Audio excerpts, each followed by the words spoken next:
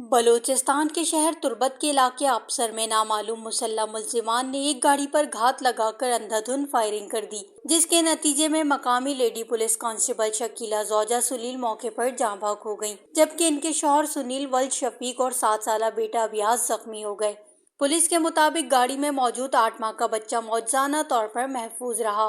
ذرائع کے مطابق واقعے کے وقت سنیل گاڑی چلا رہے تھے اور انہیں پاؤں پر 2 گولیاں لگی، جبکہ ان کے ساتھ بیٹھی اہلیہ لیڈی پولیس کانسٹیبل شکیلہ کو 6 گولیاں لگی، جن میں 2 سر، 2 کندھوں اور 2 چھاتی پر پیوست ہوئیں، جو ان کی موت کا سبب بنی۔ ایس پی کیپٹن زہیب محسن کا کہنا ہے کہ لیڈی کانسٹیبل صبح اپنے شوہر اور بچوں کے ہمراہ ڈیوٹی کے سلسلے میں عدالت جا رہی تھی کہ راستے میں حملہ آوروں نے ان کی گاڑی کو نشانہ بنایا۔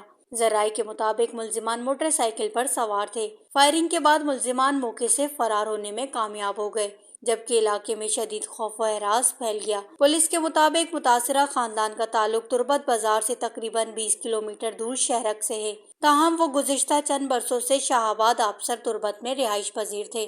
واقعے کے بعد مقتولہ اور زخمیوں کو اسپتال منتقل کیا گیا تھا، جہاں ضروری کارروائی کے بعد لاش ورثاء کے حوالے کر دی گئی تھی، جبکہ زخمیوں کو طبی امداد فراہم کرنے کے بعد گھر منتقل کر دیا گیا تھا۔ دوسری جانب مقتولہ لیڈی پولیس کانسٹیبل کی نماز جنازہ سرکاری اعزاز کے ساتھ ادا کر دی گئی۔ اس موقع پر پولیس کے چاق و چوبند دستے نے سلامی پیش کی، جبکہ نماز جنازہ میں S P Kech captain Zohaib Mohsin سمیت دیگر پولیس افسران اور خواتین اہلکاروں نے شرکت کی۔